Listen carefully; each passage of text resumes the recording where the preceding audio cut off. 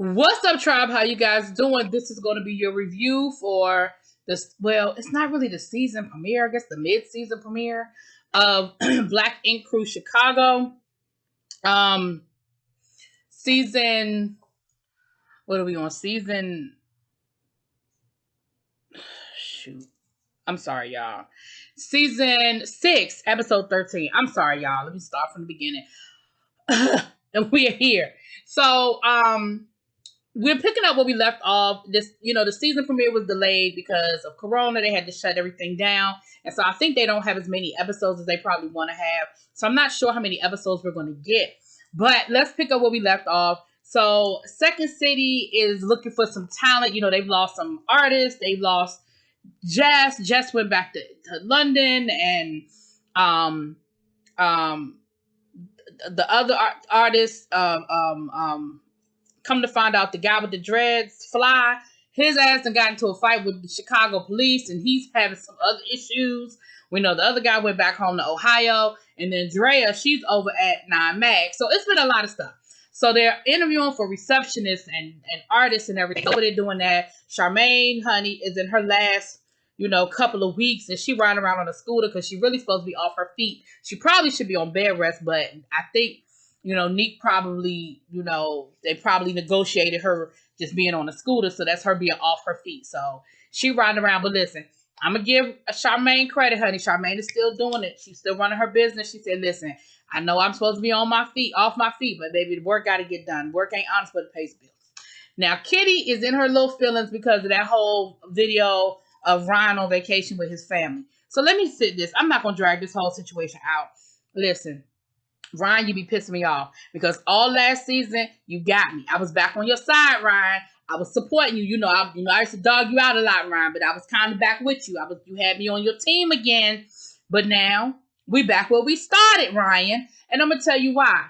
Even though by the end of the episode you got me back on your team again, but let me tell you why. This whole situation with the Kitty thing, with you going on vacation with your family. Ryan, you are so sensitive to anybody questioning what you do with your family and with your with Rachel, is that I think you really forget some things are just common fucking sense. And y'all know the editing, they're gonna play that editing back. Ryan, you did tell Kitty y'all were in a relationship.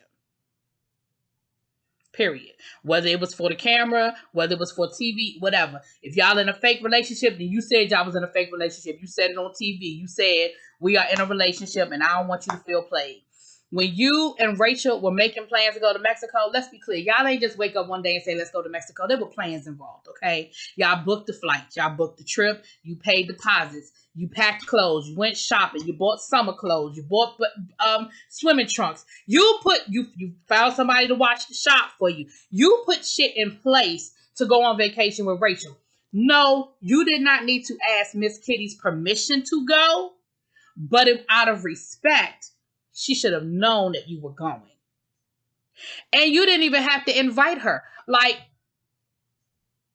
let's be clear. Somebody has to be strong to be in a relationship where the person they're dating is still that close to the mother / or father of their children. Like, I've seen people who are in those types of relationships. Hell, we've seen through this quarantine situation, we see Bruce Willis with his new wife quarantining with Demi Moore and the kids. We saw Wayne Brady do it with his ex-wife and her new husband. Like, we've seen people who are still really close and they have that family bond for the sake of their children. We see it. So it's not an unusual thing, Ryan, for you and Rachel to do whatever the hell it is you and Rachel are doing, whatever y'all trying to figure out what that y'all are doing. And it's cool. You didn't have to necessarily invite Miss Kitty, but Miss Kitty shouldn't have found out about it through social media. And maybe she did, maybe she didn't. But what she said was that she ain't heard from you since your ass came back from Mexico. Now, Miss Kitty.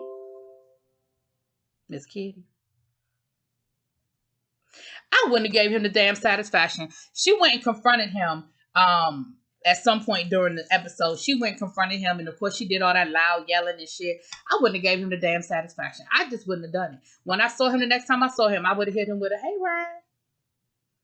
He know he wrong. Ryan knows it. The one thing that has been consistent about Ryan throughout this season. I mean, through this show. When Ryan is wrong and he knows he's wrong, he doesn't know how to apologize and come back from it. His attitude is, well, I'm just gonna do what I want to do, and if don't nobody like it, oh well, they ain't gotta like it. Like, especially these last couple of years, he has really gotten on this whole I'm gonna do what I do thing. You see what I'm saying? And you didn't owe Miss Kitty. You didn't have to ask Miss Kitty's permission, but you did. You did owe her the respect of saying this is what's happening. At least in my opinion. So anyway, that's that. Don still ain't with Danielle. I mean, isn't that his wife named Danielle? Danny. That don't sound right. I feel like that ain't her right name. But they ain't together. He living with 4, honey. Now, I don't believe for a second that they ain't together. I believe that storyline because they still posting up on social media every 5 minutes together. But okay, whatever. He living with 4. He's on this whole spiritual journey. He's meditating and burning sage and shit, child. Bella done got her job back down to the shop. And Ryan, the look on Ryan's face was like, yeah, I hired Bella back. So I don't know if that was a production decision or whether he felt sorry for her because she gave him the sob story. And let me say this. Normally with these shows, I don't get into all of the what's production and what's real. I just go along with what the fuck they telling me. But when it comes to these Black Ink crew, part of the reason is so much stuff is on social media that contradicts what I'm looking at. I can't not mention it. Like, I hate breaking the fourth wall, but I feel like as long as y'all gonna keep letting them show us what's behind the fourth wall, I can't not see it. Like, I follow these people on social. Maybe I shouldn't follow them on social media, but neither here nor there. It is what it is. Because I'm gonna get to some more what happened on social media versus what I saw. We're gonna get to some more of that. Well, since I'm doing that, I might as well do that. Ryan just tweeted a few minutes ago saying that him and Rachel are not in a romantic relationship, that they just maintaining the relationship for the kids, and they want to make sure that they are continuing to give their children shared family memories. Again, Ryan, I don't think anybody had an issue with that. I think the issue was how you handled it as far as Miss Kitty was concerned. Whether you told her or not, or whether she knew what was going on. I think that's the issue. I don't have no problem with you doing what you do with Rachel. Like, do that. Like, you should. I think that's admirable. Because some people are petty and can't do that. I think that's admirable. Anyway, I'm done with that. So, now back down to Second City. They've hired a few folk, and Miss Kitty is kind of off her game a little bit. I don't know if it's because she's heartbroken about what's going on with Ryan or whatever, but Charmaine is kind of giving her the look. Like, I'm about to go out on maternity leave. What's good? Like, can you handle this or not? I really feel like they're building us up to some stuff that's going to happen on later on this season because they didn't really get no deeper into why Miss Kitty was late, where she was, what's going on. They got the new folk down to the shop. They seem like they're doing pretty good. Over to Non-Mag. Oh, Van. I guess Van is back this season because Van was in this episode. His daughter is turning 18. She's having a big 18th birthday party. Him and Jen are back together. And Bree was like, his daughter's name was Bree. Bree was like, listen, I want everybody to come to the party. And Van was like, all right, whatever. Who's everybody? She was like, everybody. All my family, all my friends. He was like, all right. She said, and my uncles. He was like, okay. And then I think he caught on. He was like, wait a minute, your uncle who? And so she was saying that she wanted Ryan, Don, and Ford. And she was like, look, I know y'all got y'all own thing going on, but I love them. They're my uncles, and I want them there. And Van, I have to give Van props. Van was like, listen, this is your day. It ain't about me. If that's who you want at your birthday party, you can invite whoever you want. He was like, I don't know if they're going to come, but you can invite whoever you want to invite. And so, so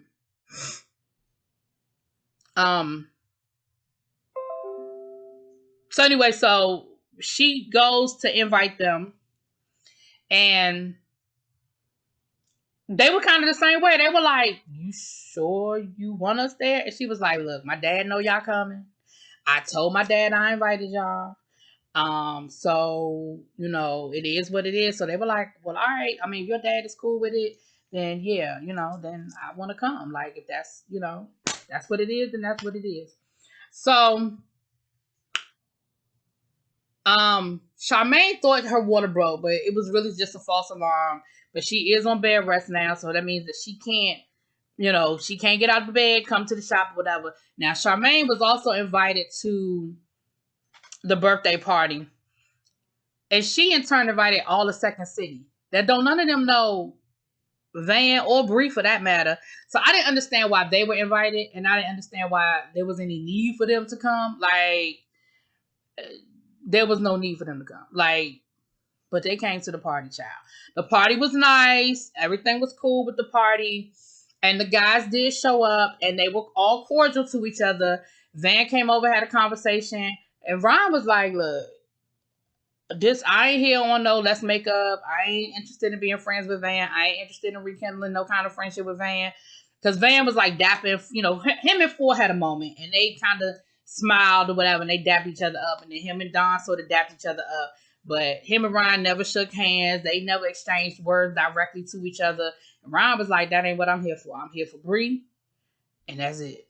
And so they did what they did. I can respect the fact that they showed up. Even though they don't really fuck with Van, I can respect that they showed up. That's fine. That's cool. That's great. Now, Miss Lily tried to show up to the party. Now, here's another thing, but I'm gonna have to tell y'all what's going on social media versus what we saw. Now, what we saw was Lily show up and not be allowed into the party.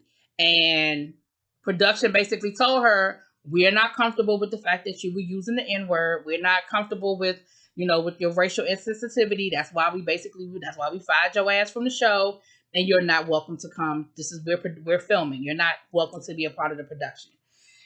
And of course, Lily was pissed off, and she ended up giving production the card that I guess she bought for Bree. Now, Lily's side of the story was she posted a picture with her at the party inside of the venue with all of the cast, talking about something. Who wasn't invited in? Who wasn't invited in? Y'all going to VH1? Y'all going to stop fucking with me? I'm going to get my lawyers involved, da-da-da-da-da. But let's be clear. That scene was filmed. You were in that scene of them turning you away and not allowing you to come in. So either A, you were cooperating and you were filming that scene for the purposes of the show. B, you really were not allowed to come in while they were filming, but after filming was over, they let you come in. That's what it probably was like, listen, when we done with the cameras, you can come if you want to. We can't stop you from coming if they want you to be here. Because according to production, they didn't know that Bree had invited Lily, right? So, anyway, but that's probably what it was. What it probably happened was they were like, we're not going to film you. We're not going to allow you to come into the show. Even though they still put her on the episode, but whatever, child. But she was probably allowed to come in after the fact. Anyway, that's how that whole thing went down. But it was cool. It was fun. Happy 18th birthday. Everything was great. Now, last but not least, and Kitty was at the party, and Ryan tried to speak to her, and child, whatever. Now, here's where Ryan, you be pissing me off on one end, but on the other end, you kind of be getting me back. Ryan was given a tattoo to the father of his nephew, the former basketball player. I forget the guy's name now, but anyway, the former basketball player, the one who is the father of the two kids, his two nephews, the niece and nephew, the one that passed away, that was murdered when his sister was murdered, and then the son that was still alive. And he was saying how, a lot of people think I should feel some kind of way about him. And if you know the story, basically what it boils down to is his sister was dating the basketball player. She dated the basketball player first. Then he broke up with her and started dating somebody else and ended up marrying that person. But then he ended up messing with his sister again. And in the interim, she had two kids. I'm giving y'all the short version of the story. Y'all can go look at it. They've done episodes and TV shows about it if you want to get more information. But he didn't kill his sister. The lawyer that the sister hired to represent her to try to get some child support, because this guy wasn't trying to pay no child support, or was giving her a hard time about child support. At the time, he was in the NBA, so he was making good money. The guy that she hired to be her lawyer ended up murdering her. And so Ryan's thing is, listen, you were young. At the end of the day, you were in love with two women. My sister was murdered in a domestic situation that didn't have nothing to do with you. Yes, my niece and my nephew were here because of that situation, but I don't judge you for it. I'm not mad at you for it. You were in your early 20s. Y'all met when you were 19. You were an NFL player. You had the world at your feet. Like, I'm not getting ready to sit here and judge you for those mistakes. And I'm not mad at you. Like, it sounds like he stepped up. It sounds like he's raising his son, or I think the son lives with him now. And that it's clear that they have a relationship because the son showed up with them and came to get the tattoo. And he ended up getting a tattoo of the daughter's name on his knuckles, Ava. Now, the sad thing was that Ryan said was that the first time he saw his daughter was in her casket. She was 10 months old and he hadn't seen her yet.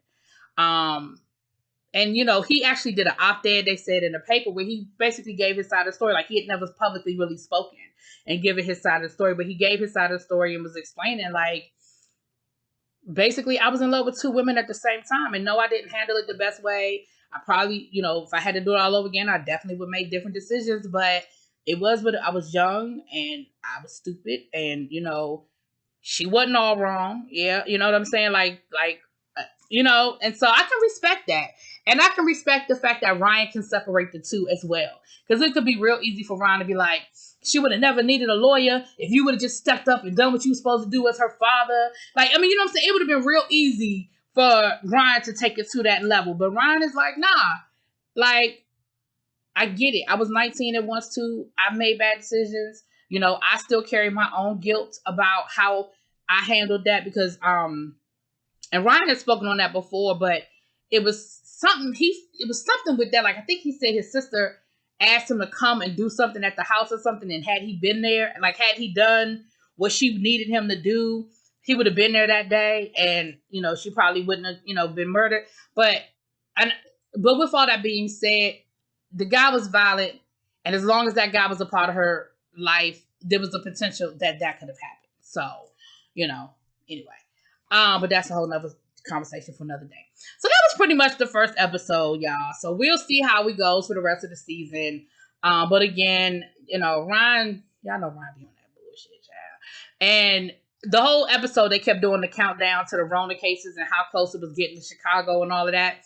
And at the party for Bree, they were even talking about, at that point, things had started getting canceled, you know, March Madness and different stuff like that. And so, you know, we're going to see when the shops actually get shut down and what actually ends up happening. So let me know what y'all think. Drop it in those comments. Peace.